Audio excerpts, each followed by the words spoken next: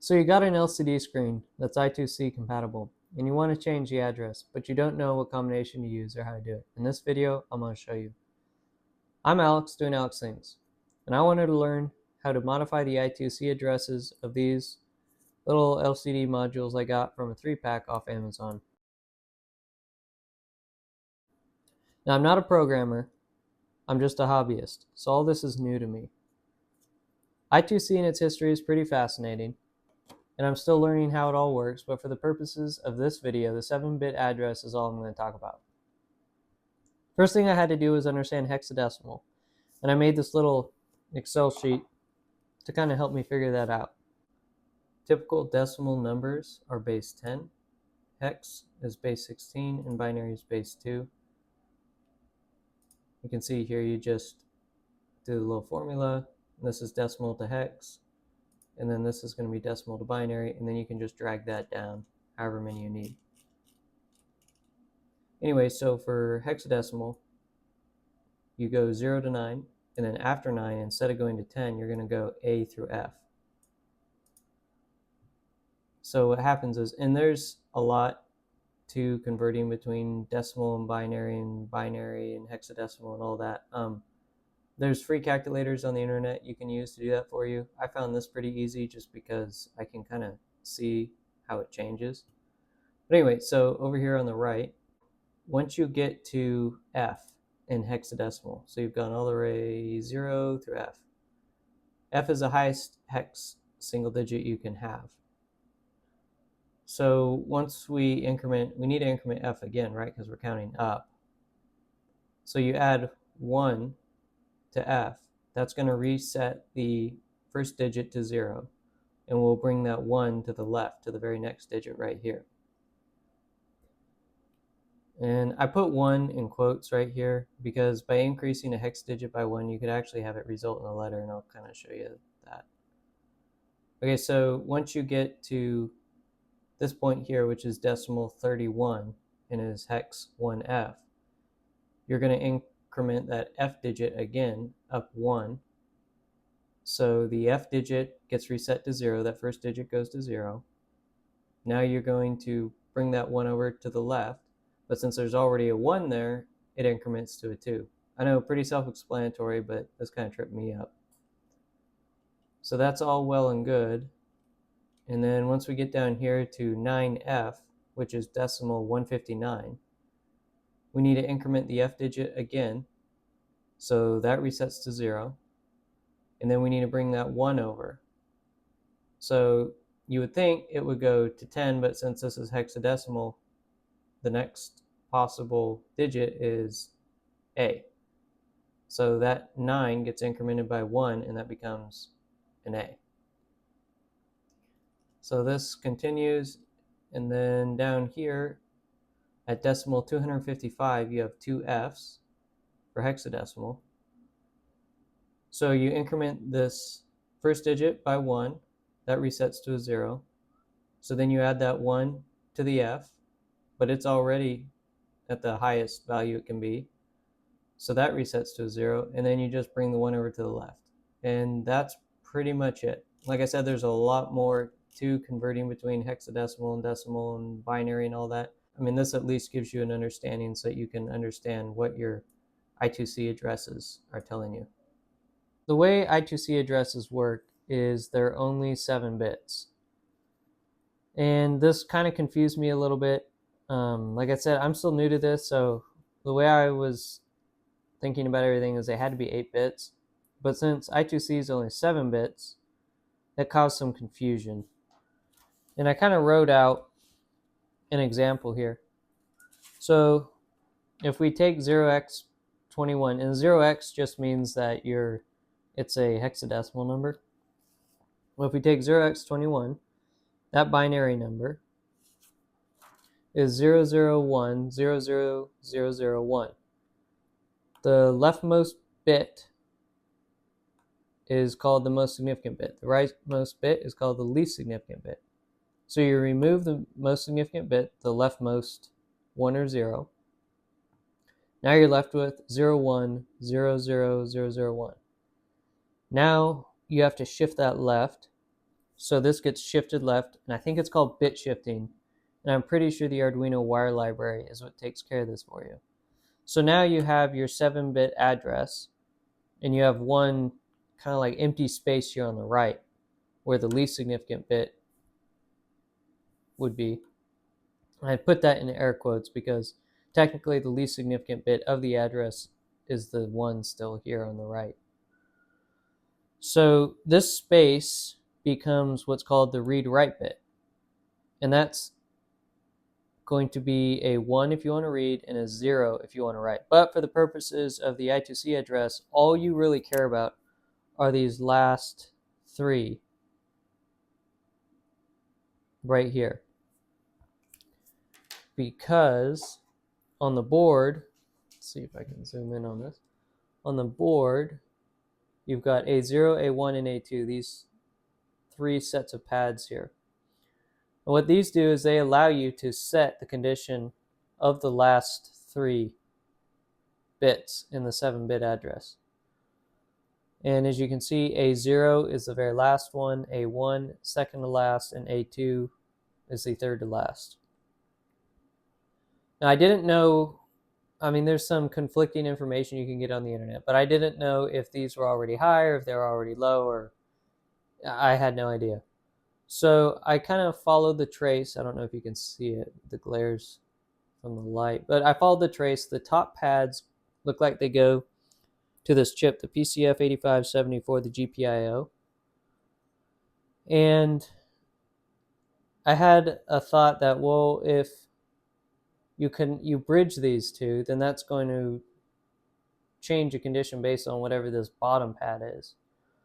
So since the top pads are going to this chip, I figure what's going on is that these pins, they're either going to be high or they're going to be low. So I went ahead and put my voltmeter across. Here, let me show you on the one that's actually plugged in.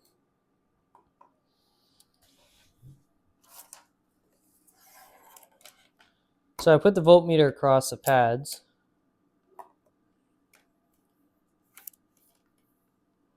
So the positive probe is going to the pad that goes to the PCF 8574 chip, and the negative probe is going to what I think is ground.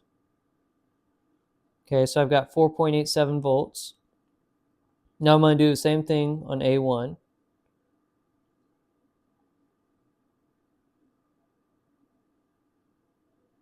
.89 volts and 4.89 volts. So they're all almost 5 volts, these pads. The top pad, the one closest to the potentiometer, it's got the positive voltage on it. So I figured that when you bridge across this from top to bottom, you're actually going to pull these bits low. So in the unconnected state like this, these would all be 1s. Your last 3 digits would be 1 because they're all still high at about 5 volts, all these up here. So when I use the I2C scanner on my LCD screen, I got an address of 0x27, which is this one right down here, 0x27. And as you can see, the last 3 bits are all high. So I'm pretty sure that's what's going on here. And when I pulled A2 low, and by pulling it low, I mean all I did was took a pair of tweezers, went over to A2, and shorted that together like that. When I did that, the I2C scanner gave me 0x by 23.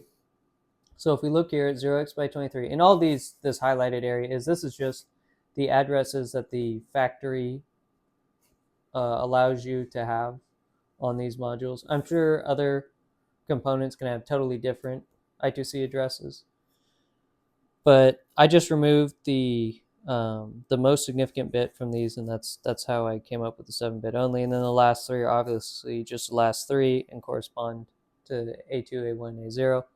So for A2 being held low, so when I shorted A2, you have 0, 1, 1, And that's exactly what I got, 0x23 or 23 hexadecimal.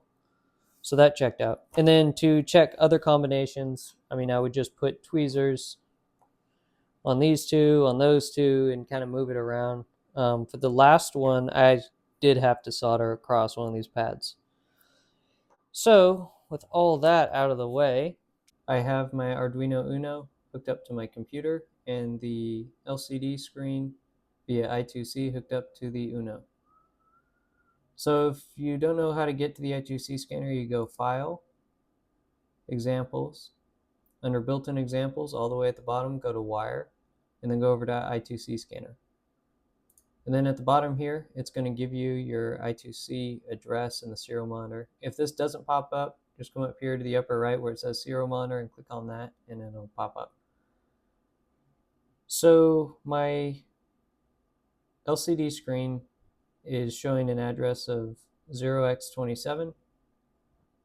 The pads are all disconnected. So that makes sense. They're all high. If you remember earlier, we measured that they were all about 5 volts. So now what we're going to do is we're going to go ahead and go through each one of these cases and test it using some tweezers. So for hex address 26, we are going to be pulling a 0 low. So I'll put in a 0 there. We're going to leave A1 and A2 high. So let's go ahead and do that. And there we go. You can see the address changed from 27 to 26. I'm going to remove the tweezers and it should go back to normal. Yep. Okay, so for hex address 25, we're going to short across A1. So A1 is going to be pulled low, and we're going to leave A2 high and A0 high. So the only pin that's going to be pulled low for 25 is going to be A1. In this case here. Okay, I'm going to go ahead and short across A1 now. And we can see that the address changed to 25. I'm going to remove the tweezers, and it should go back to 27, which it did. Okay, now for 24, we're going to want to pull A1 and A0 low. So we're going to leave A2 high, A1 is going to be pulled low, and A0 is going to be pulled low. Okay, for that, I'm going to need 2 pairs of tweezers. Okay, there we go. It is reading 0x24. So that checks out. Now when I remove the tweezers, it should go back to 27, which it did. Okay, now for address 23, we're going to be pulling A2 low. So A2 is going to go to 0. A1 is going to stay 1. And A0 is also going to stay 1. Okay, so I'm going to pull A2 low. And we can see that the address did change to 0x23. I'm going to let the tweezers off the pads, and it should go back to 27. Which it did. Okay. Now we're going to do 22. So for 22, we're going to want A2 and A0 held low. So A2 is going to go to 0. A1 is going to be left high, and A0 is going to be held low. Okay, so you can see that down there at the bottom, the address did change to 0x22. All right, I'm going to go ahead and remove the tweezers, and it should go back to 27 again, which it did. Okay, so now for 21, I'm going to short A2 and A1. So A2 is going to be pulled low, so I'll put a 0 there for A2. A1 is going to be pulled low, so I'll put a 0 there. And A0 is going to be left high, so I'll put a 1 there. So now we're doing this case here. Okay. You can see there's a little delay there as I put the tweezers down on one pad and not the other. But you can see now that it's settled out, it's 0x21. All right, I'm going to go ahead and remove the tweezers, and it should go back to 27, which it did. Okay, now for this last one, I'm going to need to hold all three low since I only have two hands and two sets of tweezers. I'm going to go ahead and solder across one of the pads. So I'm going to all solder across A1, and when I get that done, I'll come back and we'll finish this up.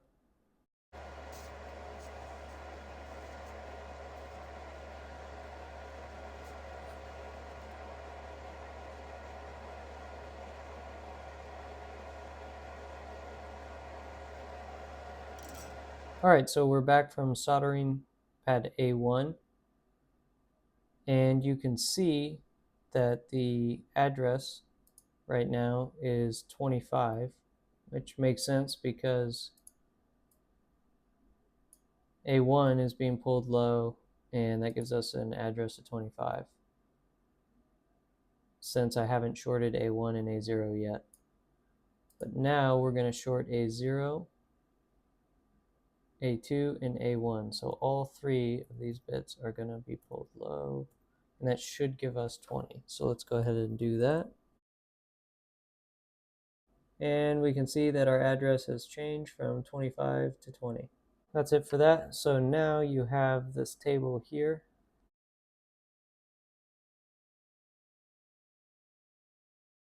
I hope you enjoyed this video. If it helped you at all, please give it a like, and if you want to see more of this, go ahead and subscribe. And as always, may the Lord bless you and keep you. May the Lord make his face to shine upon you and be gracious to you. May the Lord lift up his countenance upon you and grant you peace. By the power of the Prince of Peace, Yeshua. Amen. See you guys. Shalom.